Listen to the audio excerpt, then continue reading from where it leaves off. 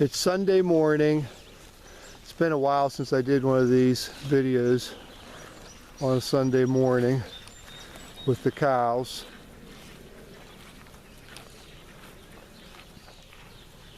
We've got 3 cows now. They all have calves. These are the 3 calves.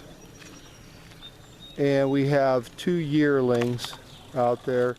This is our yearling heifer, and the light brown one out there is a yearling bull.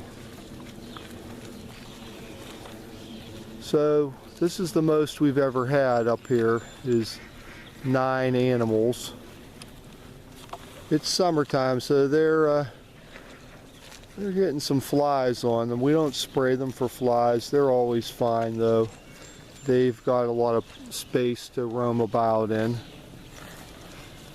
Just rained like crazy yesterday, and so the grass is nice for them today. It's nice for them, not nice for me, because I just mowed yesterday morning, so it won't last long. We keep Angus cows and a Scottish Highland bull. We like the calves. The calves don't get horns, although the yearling bull up there, because his mom she's not pure Angus, she's that red cow up there. She's got some Hereford in her. So he has little nubbins of horns. I'll zoom in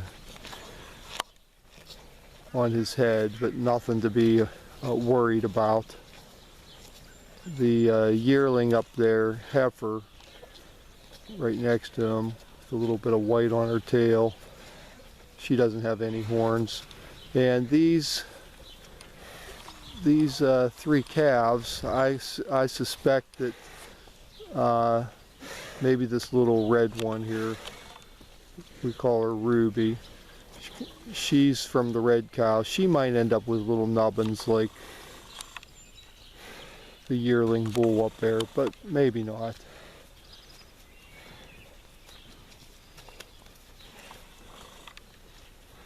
I just saw them up here and thought I'd come up and take a look at them. I'm going to walk over here and show you the bull. This is Monty, our bull over here. He's a pure Scottish Highland. He was born here on the farm. In fact, everybody here except for the 3 cows was born on the farm. So 6 of our 9 animals up here were all born in this field or the one down below, and they were all born without a vet, and none of them have had any type of shots or anything, or any antibiotics. Pretty much what you see is what you get. These cows up here on top of the mountain eating the grass, and then we give them hay in the winter time. And they're really a pretty healthy lot. We've never had any issues with anything. And they do, all cows get bothered by flies in the summer. I don't care if you spray them or what you do, it's a problem everywhere.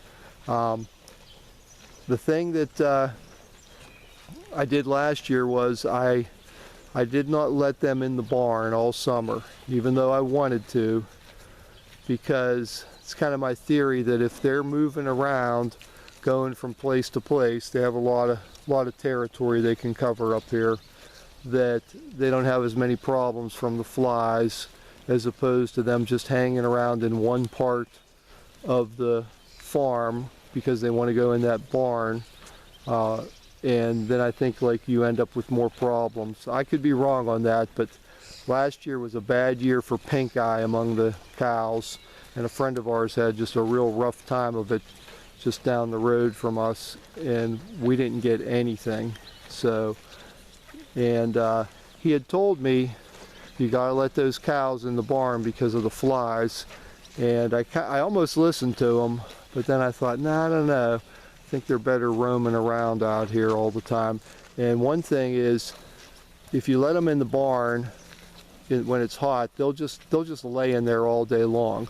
Here what they do is they know where all the shady spots are. They'll be in a certain part of the field at one time of the day. It's almost like clockwork. They move around following the shade on the outskirts of the field, because there's some big woods around here that border the field. I should say fields, because there's two connected fields here that they can go to. And so I really think that them just being out, moving around, eating grass constantly, because they'll eat all day long, except when it's really hot they'll go lay in the shade, but it varies, so they're not in the same place, and I think that that's better for them than just always being in the same spot right by the barn, because it gets kind of nasty there then if they all are just always there going to the bathroom and stuff. So I don't know, hopefully I'm right. So far we haven't had any problems with pink eye this year. The flies seem like they usually are. They're kind of annoying for the animals, but they seem to be doing all right. We don't have any issues with pink eye or anything. And they kind of help each other out with the flies. They rub up against each other and they lay in piles, and they have their ways. So this little herd here is quite the natural herd. Like I said, 6 of them, 6 of the 9 born here on the mountain, and it's kind of nice. They don't cost us much when they're born, because we really never need a vet, and part of the reason for that is because the Highland cattle are a little bit smaller and their calves are kind of tiny. So the Angus cows are big, and so with the Highland bull, he causes the Angus cows to throw a little calf. That's what they call it. They call it throwing a calf.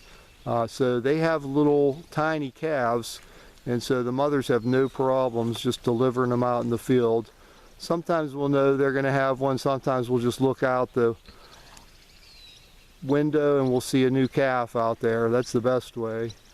And so here they are, hanging out in the field. This has turned into a long video. This is probably why I don't do these videos much, where I just come up here and start talking off the top of my head about whatever pops into it. So they're heading up that way. It's kind of neat. We've got a lot of fog this morning. It's actually raining a little tiny bit, just dripping down on me. So they must not need any water. I have a water trough down below for them near the woods. And but whenever we have a lot of rain, there's some springs that pop up, or some little natural ponds that form in the fields, and so they don't bother to come down much then. So hopefully I won't have to fill up the trough much today.